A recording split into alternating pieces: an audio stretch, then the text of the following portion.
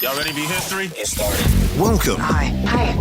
Hello, everyone. To the Pro Audio Suite. These guys are professional. They're motivated. With Tech to the VO stars. George Whittam, founder of Source Elements. Robert Marshall, international audio engineer. Darren Robbo Robertson and global voice. Andrew Peters, thanks to Tribooth, Austrian Audio, making passion heard. Source Elements. George the Tech Whittam.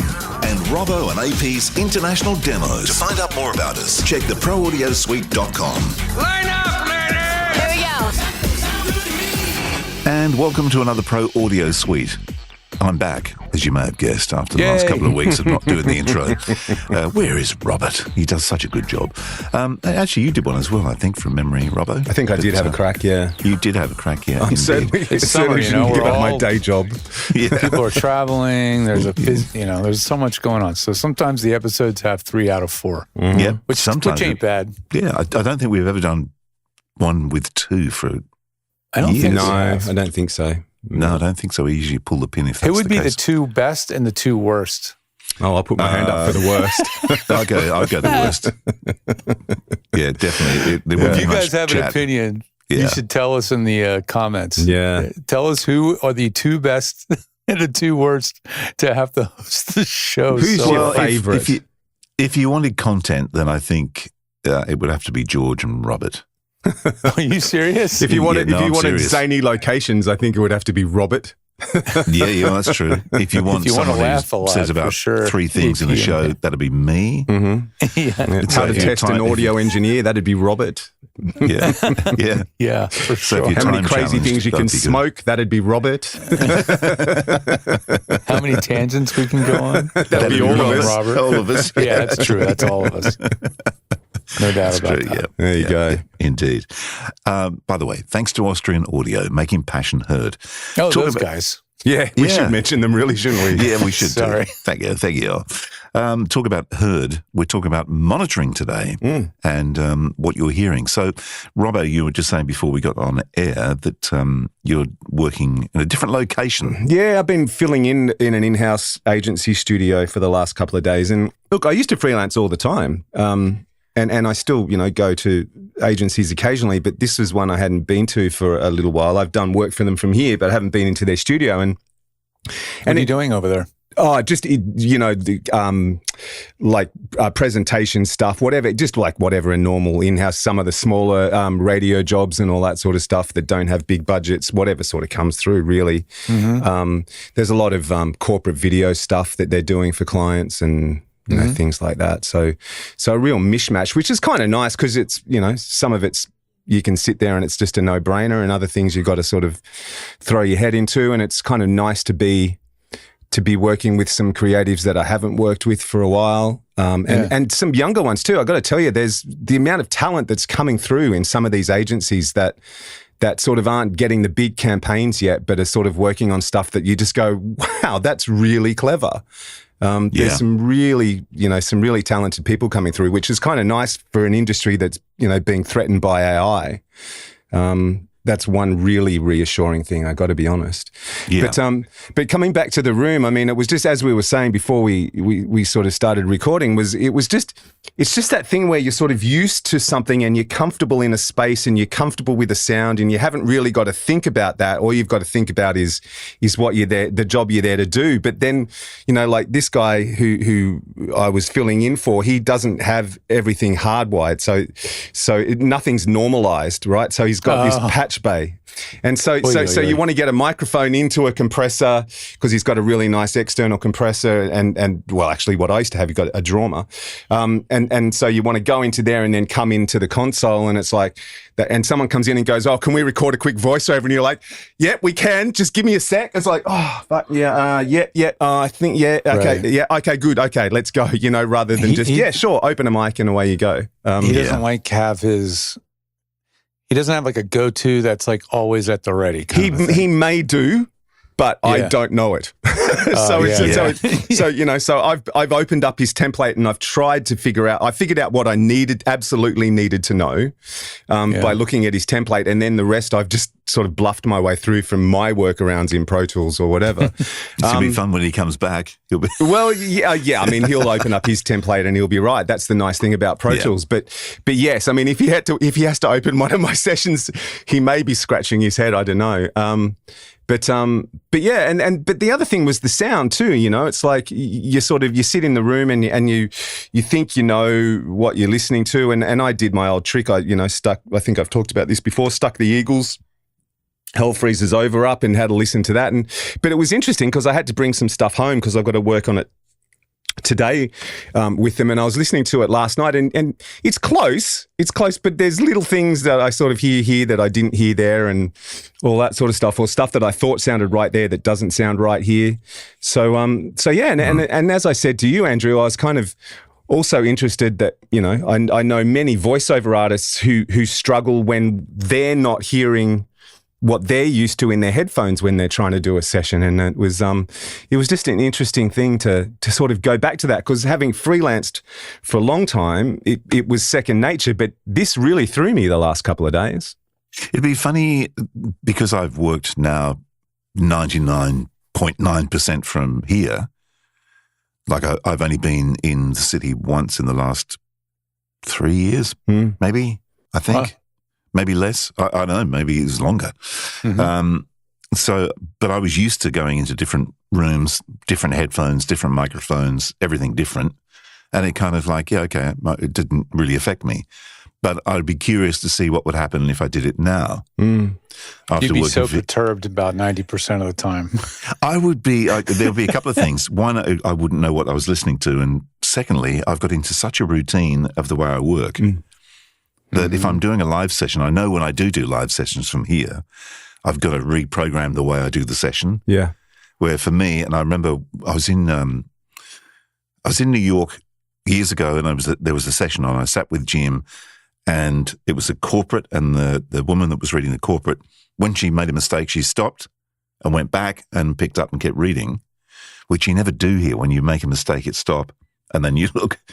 Okay, yeah, we'll punch you in, blah, blah, blah. Oh, okay. Yeah. So that I thought that was really interesting, and I've got into that habit of the same thing because I'm not like actually managing the session myself while I'm reading. So I'll do the same thing. Stop, I'll go back, and then pick up the read and keep going.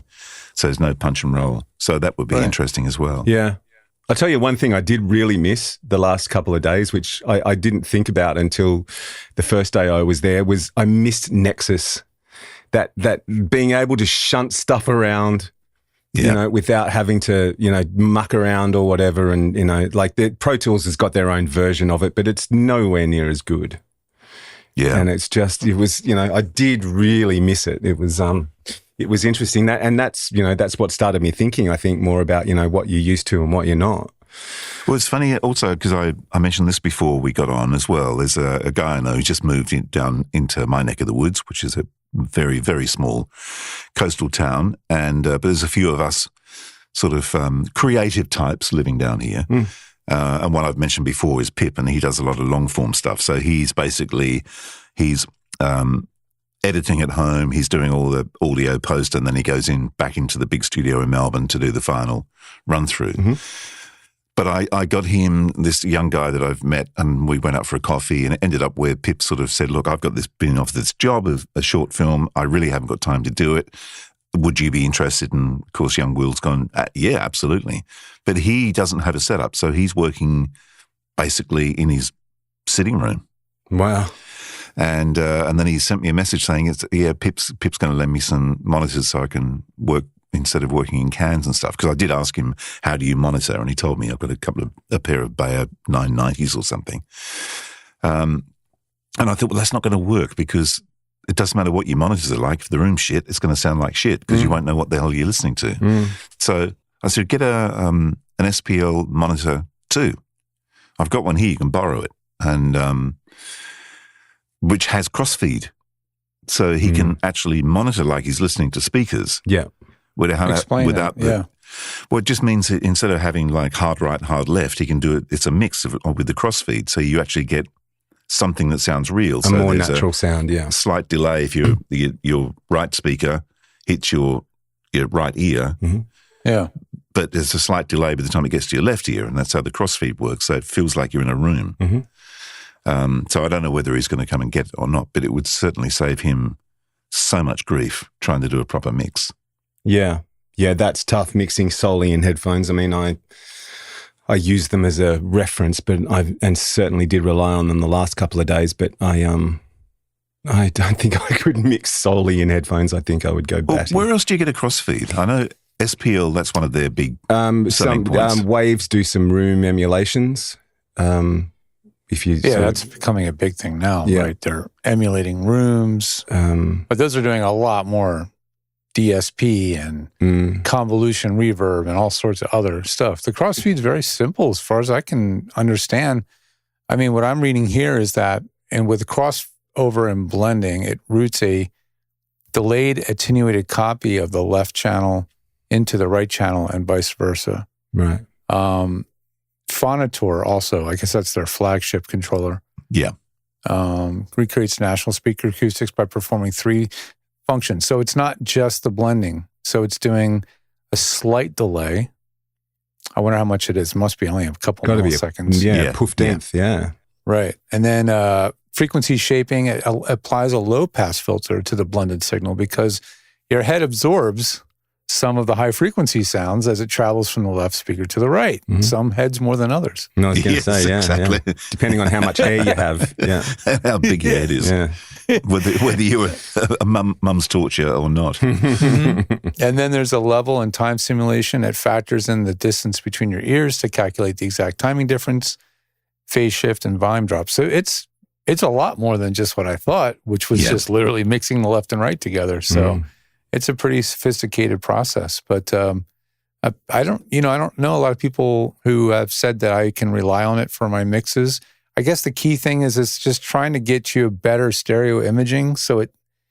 Because if you're in stereo headphones, your reverbs and everything else are going to sound much wider than they will on studio monitors or speakers, right? Mm-hmm. Absolutely. And so you'll have a tendency to maybe soak. Maybe, I don't know if you'd have the tendency to use less reverb. You would probably, or you might pull back your timing or something like that. Yeah, perhaps. Yeah, and then you might pan things. You wouldn't pan things as hard left and right because it would really throw you off being really hard left and right. But like on speakers, you wouldn't hear the panning as much. So yeah, it makes a lot of sense. You need to compensate for that. And the fact you can adjust it as well, because I just went through that whole thing and sort of basically passed out when I got halfway through the instructions. I was going to say, how the hell do you know when you've hit the right amount of that knob? How do you know? Yeah, don't know. I think once you set, you can take it somewhere where you know, like we were talking about before. Yeah. Use as a reference, and then you can get an idea of like, that was too much, or that wasn't enough. Yeah. And then that adjust it. And once you adjust, just leave it, walk away, and don't touch it. Yeah. Yeah. I think you'd have to set it up in a monitoring environment. That's your home environment, your main studio, whatever that you listen to the most. Yeah. Put on the headphones, switch A/B between your monitors and your headphones, and kind of keep dialing it until the stereo sound field, I guess, sounds similar, I suppose. It's funny how many music people still use the car. Like I'm on a lot of forums and all that sort of stuff, and all these, young music producers who are doing some amazing work, but, they're still taking the stuff to the car and throwing it up and having a listen. And it's like, well, I get that. But I mean, that was how it used to be. You used to get a cassette. I can still remember back in the 80s where, guys I knew, the INXS guys, for instance, would always come home with a cassette. And I was in the car one day, and Kirk, who's the sax player and guitarist and singer, had a cassette they were recording at Air Studios in London. I've still got the cassette here because just so he can keep it. I can't even think what it was now. I think it could have been Listen Like Thieves. Not sure. But we were driving around the car with the cassette playing and just getting an idea of what it sounded like, which is pretty cool. Yeah. Well, today's my birthday, by the way. Today I turned 57. So I was already feeling old, but I saw a video not all that long ago, speaking of Kirk, and they've re-released the Listen Like Thieves for like its 40th anniversary or something. They've re-released it on vinyl, and I was like, fuck, am I really that old? Yeah.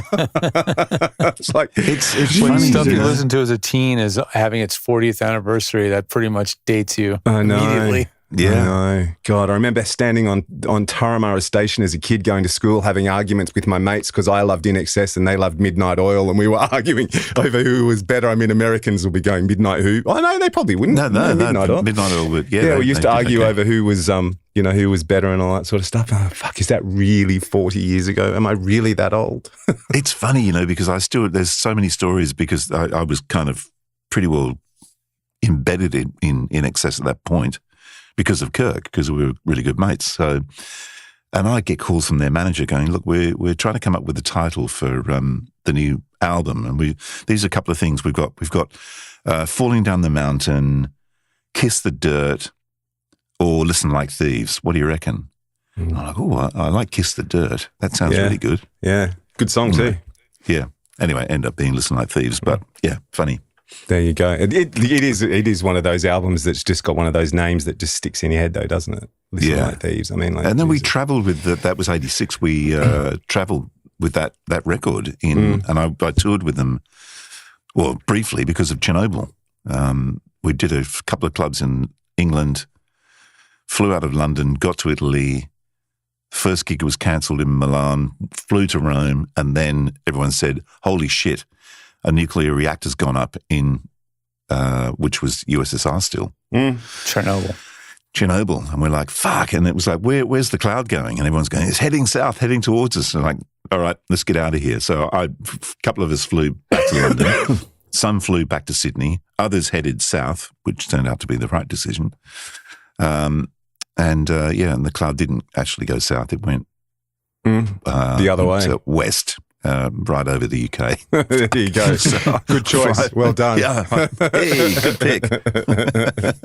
Got 4 choices here. Which one do you want? The wrong one, thanks. Yes, exactly. We'll go the wrong way. Yeah. Interesting, though. Which is a tangent, of course. There you go. We've done the tangent. Yeah, there we go. We've done our tangent now. The monitoring, in terms of monitoring, I mean, I'm still relying on headphones because I have a different kind of duty than I am. I'm not mixing. I'm not doing mixes for television or music. I'm really just analytically listening. So for me to really trust what I'm hearing analytically, then I'm pretty much always wearing sealed headphones. I know that theoretically open-backed cans are, I guess, supposedly more accurate. Yeah. But again, I'm trying to block out all outside noise, really seal off and just listen to what I'm hearing. But it's also because I didn't have a monitor system in my own listening environment that I would trust to be close to accurate because I just hadn't done any tuning. But recently I swapped out these Yamaha HS5 monitor speakers that really look nice and they're Yamahas and they should be really good. But I was hearing some distortion and some stuff I didn't like. And I was like, maybe I should try some other monitors. And I was like, man, I got those Paradigm mini monitors sort of taking abuse in my garage where they're being used for everything except proper listening environment. And I know there's so many people that respect those speakers. Let's try them out. Grabbed them, brought them up. I needed an amp, so I bought a Fosse Audio TB10D. Fosse is one of these like super budget hi-fi brands, right? Their stuff's very compact. Just a little thing that's not much bigger than it's about the size of a Scarlett Solo. It's about, for all of us listening, a lot of us know what that is. With the knobs on the short side. So it's long and skinny. And it's got volume, treble, and bass, and just a power switch. That's it. No Bluetooth, nothing. And I decided to patch it into my Rode and start listening. And I was like, holy smoke, this is a good sounding system. The detail is there, the low frequency extension of these speakers, even though they're rated at, 50, they go way below that when they're coupled or sitting in a small room, with a wall right behind them. Yeah. They really drop. I mean, I can get usable down to 45, 40, even 35 hertz easily out of these speakers. That's cool. Just pretty amazing. Yeah. And then, but the problem was I could not in any way trust these to make an EQ judgment because the low mid or the mud range was out of control, like really bad. Yeah. I'd be listening to something with any bass, electric bass or something. They'd play up the neck, and all of a sudden it would just jump out at you. Like, oh gosh. Yeah. So I was thinking of getting the usual suspects for EQ. There's some pretty, complex software you can get. But then I stumbled on something called EQ Mac, obviously a Mac app. But the reason why it works as well as it does, because it's easy and it inserts itself into the sound driver in a very easy to understand way. I can figure out how to do it. And and I'm just using it on its free mode, and it has a 10-band graphic. And that was enough, thankfully, because it had 120 hertz band. And that was the sweet spot. I pulled that down 7 dB at least, and dramatically smoothed out the response of the speakers. And now I'm really enjoying. I've just been while I'm in here listening to all sorts of great playlists of music I keep finding of, there's tons of playlists of people saying best songs for testing your speakers. Yeah. Or audiophile this and that. And it's kind of fun because I'm hearing certainly some music I'm really familiar with, like Dire Straits, or, some of those other venerably, like you said, you mentioned the one that you like to use, Robbo. Hell Freezes Over, yeah. Hell Freezes Over, Eagles. Yeah. And so I listen to these things and I'm discovering tracks and going, whoa, I can see why that's on this playlist.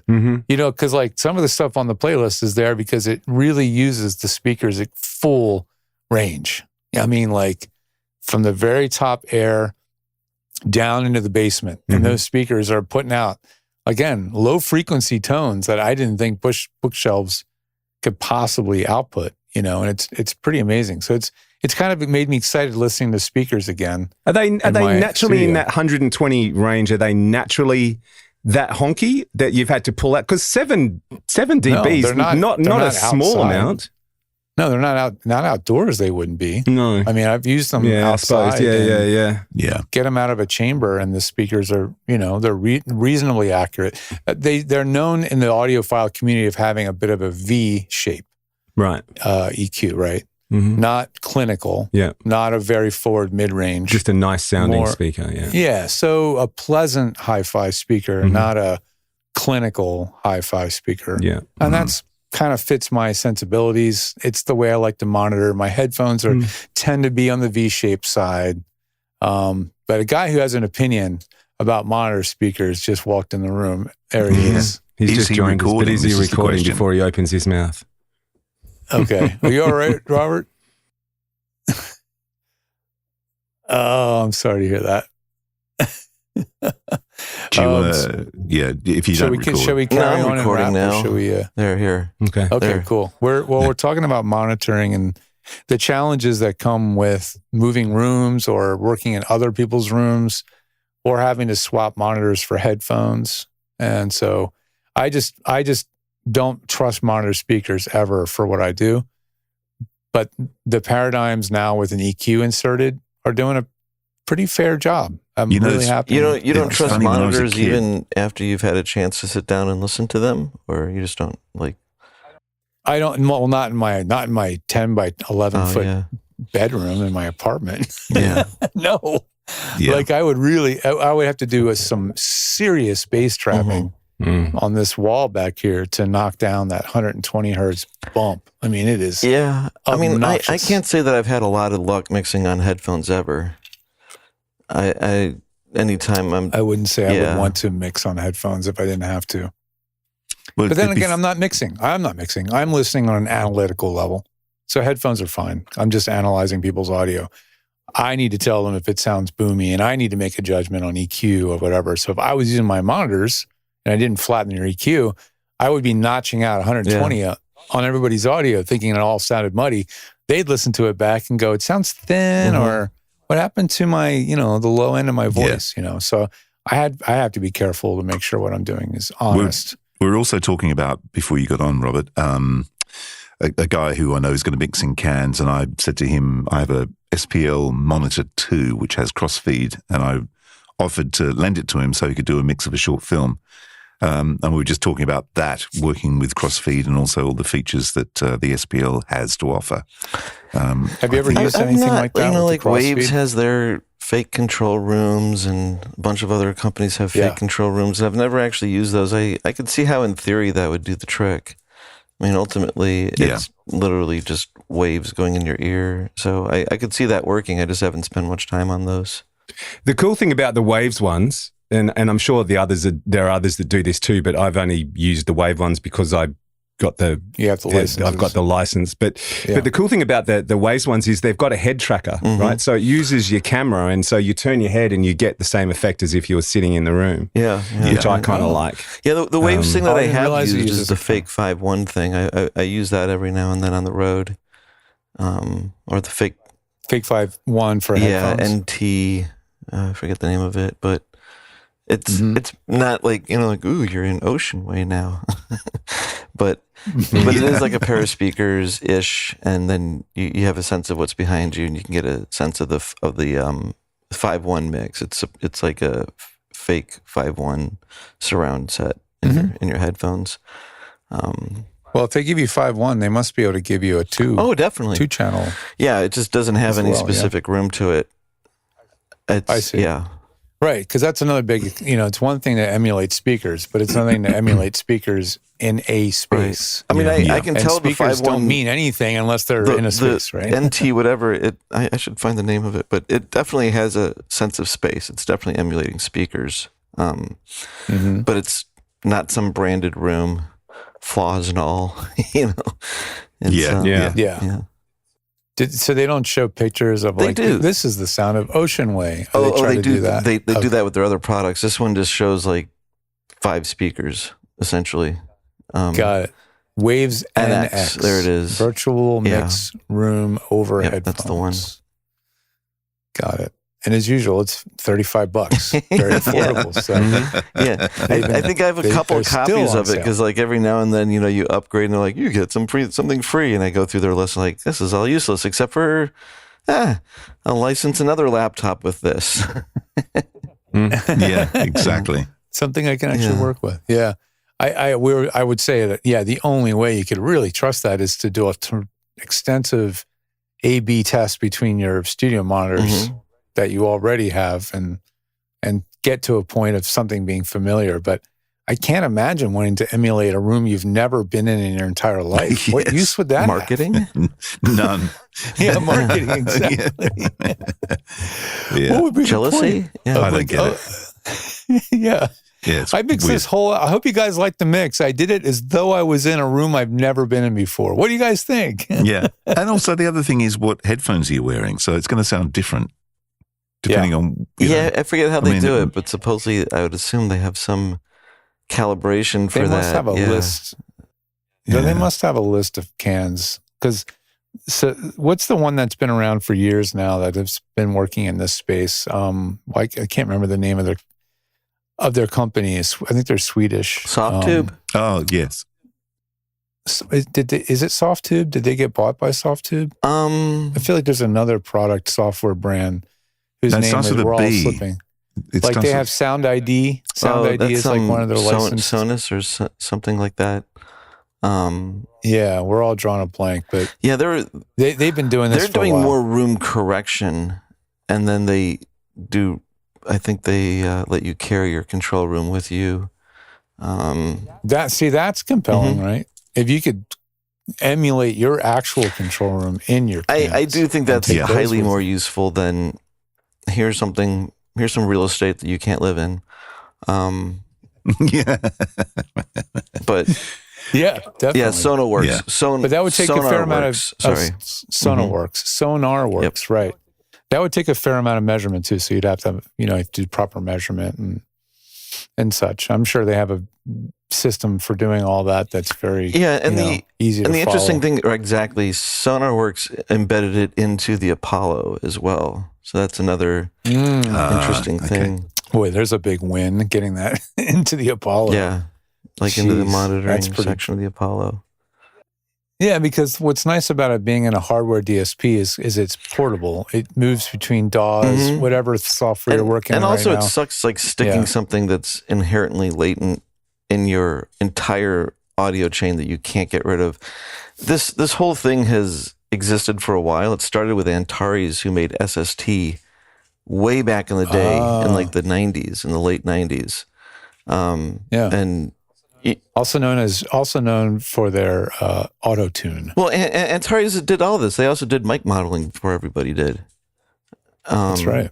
And doesn't always pay to be the first, obviously. Yeah, and Antares did mic modeling without having you record on a special mic, and everyone went, "How the hell is that going to work?" Exactly. Yeah, I think it's always been, this area has, like actually probably the first one to really pull it off as far as modeling goes and go, "Oh, that's realistic," is probably the one mic that what's it called? Again, Slate. The Slate kind of, but it was single diaphragm, and I think a lot of things that Slate does is like, the UA the sphere. sphere, Stuff, the sphere seemed a little bit more real than the Slate approach. Like Slate was like kind of pro, kind of a pile of marketing. The sphere seemed a little bit more science than just marketing, even though they're both the same idea. All of it's the same idea. It's an EQ. Some timing. Yeah. Yes, that's right. Well, I'm just using this free EQ called EQ Mac. Just it inserts its driver between your device and, so like instead of having it, my device driver in my system sound is, instead of Rodecaster multi-track or multi-channel, it's Rodecaster multi-channel parenthesis EQ Mac. Okay. So it makes another copy of the driver just with their name injected to help you remember which is the right one to use. And it does what it says on the tin. You can pay the pro model and it gives you a ton of other functions and features and a more detailed EQ. But just being able to notch out 120, a few dB with an graphic is really handy. I was real close to, I know in the garage I have I think a stereo 15 band graphic. I was going to go grab and actually. No, you're going to put a physical one across. The funny thing is, all this goes all the way back to like the 70s, and control rooms would have someone ring out the control room, and there'd be like the 31 band graphic that everyone's like, "Don't touch it."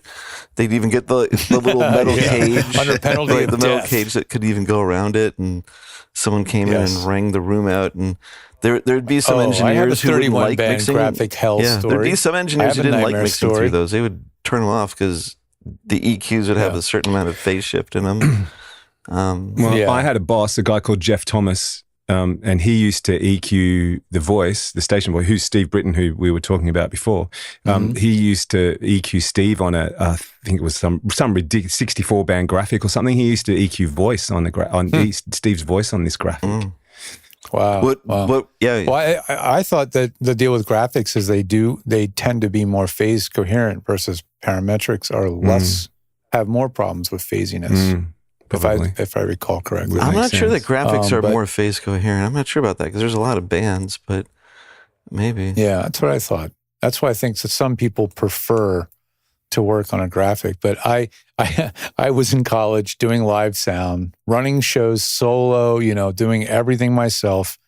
And I would, ring out the monitors, get all the graphics set beautifully, do a band changeover at a party, come back to the console, and every fucking fader on the graphic is just pegged. Flat. Just like some dumb drunk frat boys thought that would be real funny. I was just like, oh, mother. I was livid. It's funny. Livid. I've got a hi-fi behind me, which I bought in 82 or something, which has a multi-band EQ, I think, and maybe, how many bands? Maybe 5. Would that be right? Probably typical. Yeah, 5. Yeah. But I can see what I've done. I've got a marker pen. And I've actually set it and I've marked it. But it's still there from when so if anyone touched anything, it's like, no, you go back to your band. Yeah. So let me ask you, on your EQ, how much was the lowest frequency boosted? Do you remember? Because mine was always boosted. I wonder if I can see it from here. Always. But while Andrew looks at that, you would have done this though, Robert. In the old analog days, you used to use a China graph, and you would mark all your EQ settings on the console and stuff, so that especially like in radio, because you'd be making EQ changes during the mix. and so you'd have like 3 or 4 Chinograph marks on an EQ pot. Well, I can tell you what I would do with graphic EQs. Sometimes you're working with a band and you're just looking for some like freaky sound, or you're trying to do something super stereo. You could either get a pair of graphics and do every other band up and down, and do 2 EQs the opposite way and like stereo something out without a time delay. Yeah. Whoa. Yeah. That's crazy. Yeah, you just like full up, full down, full up, full down, and then full down, full up, full down, full up. Split the signal, go into both graphics, and send one left and the other one right. And it just makes this guitar like rip apart in stereo, but it's balls in time. It's not like separated. What's it sound like if it monos up though? Is it all right? I wasn't too worried about that, but it gives it this, no, probably each not, one individually gives this crazy like tubey like sound. It would sound like a ring modulator or ring. That's fun, comb filter. It would be a comb filter. Yeah, you're looking for a sound, or just like pop it into like into one chorus, and the guitar goes like.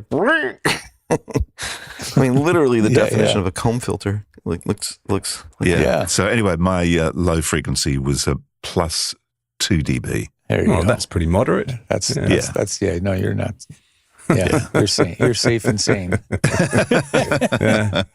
I did sound. I worked at a church fresh out of college just to make money. I was doing sound. They had a recording studio, but they also had the sanctuary and the live sound system out there. And I remember walking out there one time and seeing the graphics, and they had a huge disco smile on the graphics. And I said to the guy running the board, I was like, "Oh, that's the EQ on the graphics. Interesting." And he's like, "Oh, the pastor set that. I can't touch it." Yeah, of course. God said that. It's always someone else's fault. Yeah.